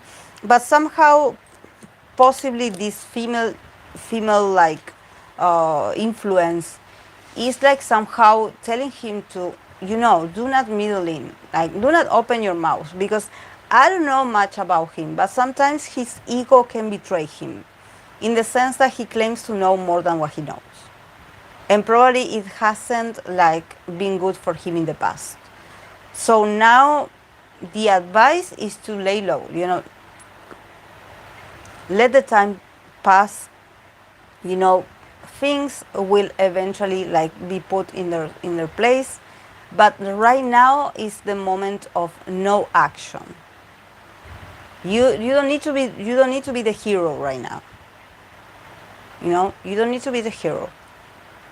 Like, do not form an opinion, because probably things are not the way he thinks. Probably there are some things. I don't think there are like hidden things, because he didn't get cards of,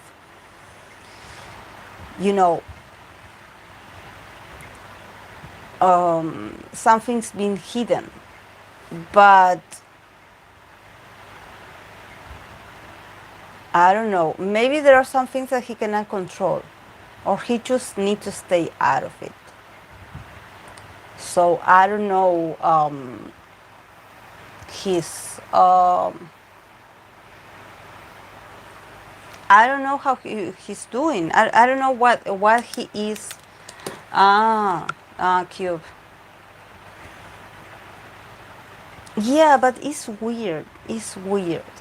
It's weird. And there's this sense of that they really need to stop him, because he seems to be very impulsive. So he has the emperor.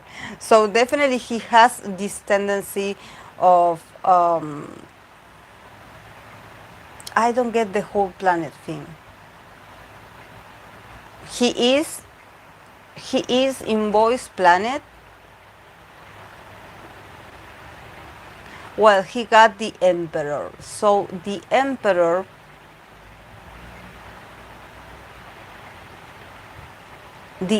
is a very masculine energy, and Boy's planet is full of boys. But definitely I think that, he should watch out what he says.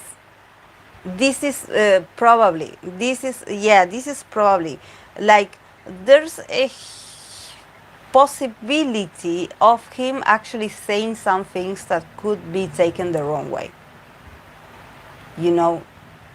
Probably, he's been advised, and also with the emperor, he seems like, obviously he's a very experienced person, so there's a sense of pride in his aura. He definitely is very experienced. He has a pride, but somehow it's like a slowdown, because I don't know, maybe the audience can actually take it the wrong way. Yeah, he is the emperor. He is the emperor, but he's been advised, to not. And probably he's also, he got the Queen of Cups, so that is the mother archetype. So now that you mentioned that he's the leader, he could be doing this also because he feels responsible, emotionally responsible.